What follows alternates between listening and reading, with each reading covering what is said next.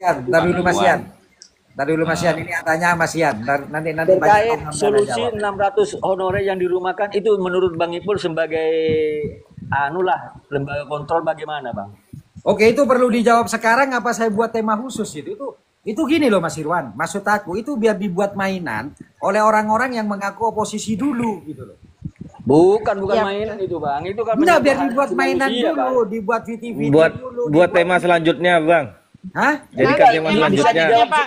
Bisa dijawab sekarang, bisa bersambung lagi nanti seperti itu, Bang. Oke, saya kasih kisi-kisinya saja ya. Saya kasih kisi-kisinya saja ya. Iya. Ya toh.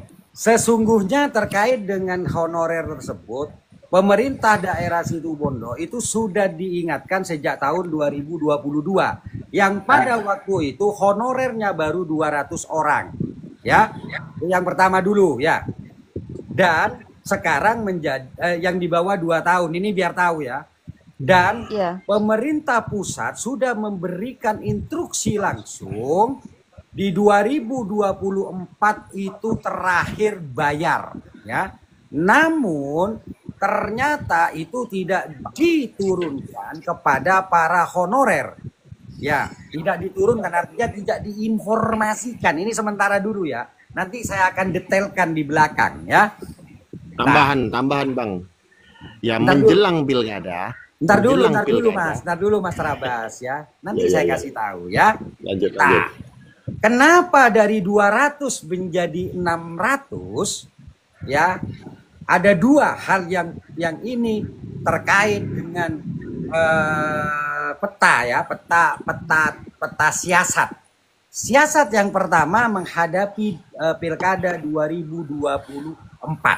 Padahal itu sudah jelas tidak boleh dinaikkanlah. Tahap yang kedua adalah setiap honorer yang masuk itu bukan hanya sekedar pulo nuwun.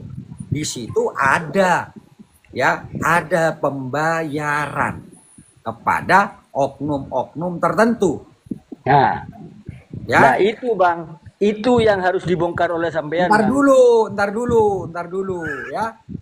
Ya, saya kan sudah up juga Bang terkait berita itu Bang. Ya ntar dulu. Lah, dukung di dalam itu ada sebuah kesepakatan. Jika, ini ya saya katakan ya, jika ternyata pilkada 2024 dimenangkan oleh 02, maka 2024 batas akhir karyawan honorer itu masuk. Tapi jika itu Bung Karna kalah, maka biarkan honorer itu masuk tanpa gaji. Jadi sejak bulan 1 itu sudah tetap disuruh masuk dan diberikan angin surga. Bahwa mereka itu akan tetap dipertahankan. Padahal nyata di situ itu sudah ada surat edaran resmi, gaji terakhir itu adalah bulan 12 2020. Kenapa bulan 1 sampai bulan 2 dan itu tetap dimasukkan agar bola liar itu berada di bupati terpilih ketika 02 atau Bung Karna itu kalah. Pertanyaan saya kepada Mas Irwan. Ya toh?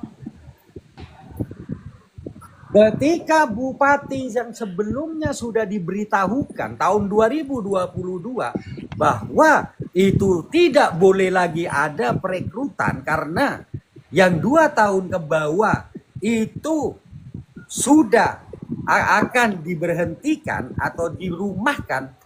Terus ternyata masih justru bukan 200 orang yang tetap dipertahankan, ya toh, malah ditambah 400 orang untuk kepentingan pilkada. Siapa di sini yang berdosa kepada para honorer?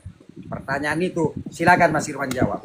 Nah, pertanyaan itu sebenarnya itu Bang Ipul kan sebagai lembaga kontrol, sebenarnya kalau sudah atau tahu ada pengangkatan, kenapa Bang Ipul tidak komplain atau istilahnya protes atau demo lah seperti itu? Pertanyaan saya itu jawab dulu. Yang tahu pertanyaan kan saya kasih tahu. Yang bahwa ya toh bupati seluruh Indonesia dan juga provinsi itu sudah diberitahukan, sudah diberikan petunjuk bahwa 2024 ya toh itu adalah batas akhir dan itu wajib dirumahkan. Itu 2024. Namun Situ Bondo ternyata tetap melakukan rekrutmen menggunakan Honda honorarium daerah yang ditandatangani langsung oleh Bupati Karna, yang nyata Bupati Karna sudah mendapatkan peringatan bahwa tidak boleh. Kalau kamu menanyakan, Bang Ipul kan sebagai kontrol sosial, berarti kamu tidak mendengarkan. Instruksi tersebut itu berlaku kepada atau disampaikan kepada bupati. Nah, Bukan makanya itu Bang, disampaikan karena sudah ada kepada aturan apabila bupati Bang melanggar, sampean sebagai lembaga kontrol kan harus bergerak, istilahnya Dengarkan, seperti itu. dengarkan, Itu kan bapaknya dengarkan. sampean, Bang. Ya toh? Iya, Dengarkan. enggak kalau makanya Bang Dengarkan. Itu berlaku, itu informasinya tidak diberikan kepada umum. Tahu umum? Itu diberikan langsung kepada Bupati Karna. Nah, mumpung sekarang tidak telat Bang, monggo kita bongkar siapa saja yang di balik layar itu yang menerima tentang honorer. Ada apa di balik layar itu? Bukan seperti masalah penerimaan keuangan. itu? Bukan Bukan, masalah itu. masalahnya Bahasannya diterimanya bukan honorer di seperti situ. itu, iming-iming Kamu kan apa menyalahkan gitu. tadi terkait dengan honorarium 600 itu kan. Kamu mempertanyakan itu. Makanya sekarang aku tanya. Gitu loh. Kenapa Bung Karna tetap mengangkat 400 orang lainnya di luar itu ada uang atau tidak? Ya toh? Sehingga yang 200 semula terdatabase, yang tidak masuk database itu adalah 200 orang. Kenapa menjadi 600 hanya untuk pilkada? Ya toh? Dan kenapa itu tidak diberhentikan? Ya toh? Ketika tanggal bulan Januari. Mereka tidak dibayar loh dari bulan Januari. Sampai bulan 4. Lah pertanyaan saya, siapa di sini yang salah? Itu Yang jelas pertanyaan salah saya. kan gini Bang, yang jelas salah bupati kan. Bupati sudah ada aturan dari pusat tetap mengadakan istilahnya dengan nama Honda, istilahnya honorarium daerah. Dan Bang Ipul sebagai lembaga kontrol, kenapa kok nggak Titik dulu. Siapa yang salah? Coba pertegas. Jangan bupati saja. Siapa yang salah?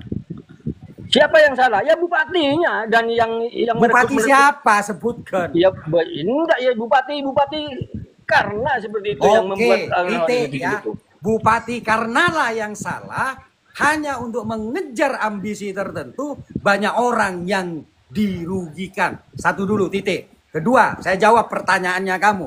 Kenapa Bang Ipul sebagai lembaga kontrol, kenapa Bang Ipul tidak melakukan gerakan?